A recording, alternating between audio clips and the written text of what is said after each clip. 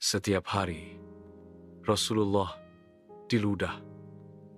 Tapi baginda tidak pernah membalas. Di satu lorong sempit di Madinah, Rasulullah SAW selalu melalui jalan yang sama.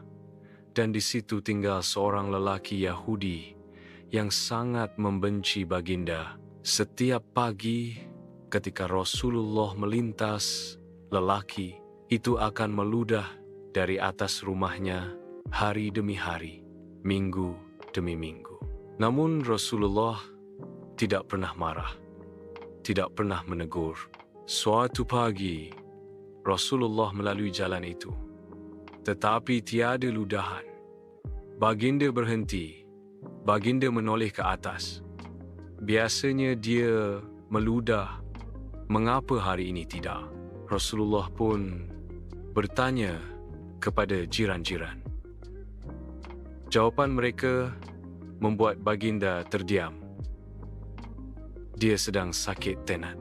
Tanpa ragu, Rasulullah menziarahi lelaki itu, orang yang selama ini menyakitinya. Lelaki itu terkejut. Dengan suara lemah, dia bertanya, "Kenapa engkau datang, sedangkan aku selalu menyakitimu?" Rasulullah menjawab lembut, "Aku datang kerana aku risau keadaanmu."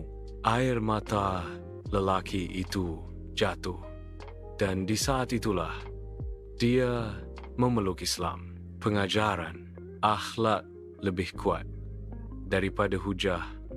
Membalas kejahatan dengan kebaikan boleh mengubah hati.